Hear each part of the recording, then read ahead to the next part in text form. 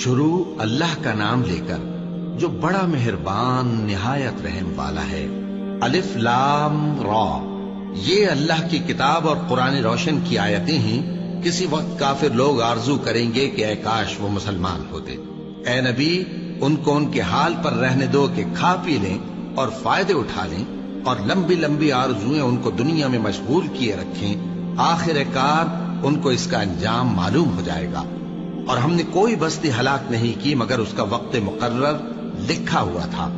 کوئی امت اپنی مدت مقررہ سے نہ آگے نکل سکتی ہے اور نہ پیچھے رہ سکتی ہے۔ اور کفار کہتے ہیں کہ اے شخص جس پر نصیحت کی کتاب نازل ہوئی ہے، تو دیوانہ ہے۔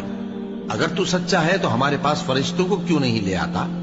کہہ دو ہم فرشتوں کو نازل نہیں کیا کرتے مگر حق کے ساتھ، اور اس وقت ان کو مہلت نہیں ملے گی۔ بے شک یہ کتاب نصیحت ہم ہی نے اتاری ہے، اور یقیناً ہم اس کے نگہبان ہیں۔ اور ہم نے تم سے پہلے کے مختلف گروہوں میں بھی پیغمبر بھیجے تھے، اور ان کے پاس کوئی پیغمبر نہیں آتا تھا مگر وہ اس کے ساتھ ہنسی کرتے تھے۔ اسی طرح ہم اس گستاخی کو گناہگاروں کے دلوں میں ڈالے رکھتے ہیں، سو وہ اس پر ایمان نہیں لاتے۔ اور پہلے لوگوں کی روش بھی یہی رہی ہے۔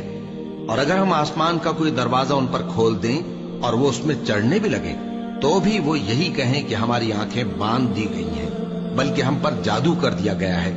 اور ہم نے آسمان میں برج بنائے ہیں اور دیکھنے والوں کے لیے اس کو سجا دیا ہے، اور ہر شیطان مردود سے اسے محفوظ کر دیا ہے۔ ہاں، اگر کوئی چوری سے سننا چاہے تو ایک روشن انگارہ اس کے پیچھے لپکتا ہے، اور زمین کو ہم نے پھیلایا اور اس میں پہاڑ بنا کر رکھ دیے، اور اس میں ہر ایک چیز اندازے سے اگائی۔ اور ہم نے تمہارے لیے اور ان لوگوں کے لیے جن کو تم روزی نہیں دیتے اس میں معاش کے سامان پیدا کیے، اور ہمارے ہاں ہر چیز کے خزانے ہیں، اور ہم اس کو بمقدار مناسب اتارتے رہتے ہیں۔ اور ہم ہوائیں چلاتے ہیں جو پانی سے بھری ہوئی ہوتی ہیں، سو ہم آسمان سے مے برساتے ہیں، پھر ہم تم کو اس کا پانی پلاتے ہیں، اور تم تو اس کا خزانہ نہیں رکھتے۔ اور یقیناً ہم ہی حیات بخشتے اور ہم ہی موت دیتے ہیں، اور ہم ہی سب کے وارث ہوں گے۔ اور جو لوگ تم میں پہلے گزر چکے ہیں ہم کو معلوم ہے، اور جو پیچھے آنے والے ہیں وہ بھی ہم کو معلوم ہے۔ اور تمہارا پروردگار قیامت کے دن ان سب کو جمع کرے گا، وہ بڑا دانا ہے، خبردار ہے۔ اور ہم نے انسان کو کھنکھناتے سڑے ہوئے گارے سے پیدا کیا ہے، اور جنوں کو اس سے بھی پہلے بے دھوئیں کی آگ سے پیدا کیا تھا۔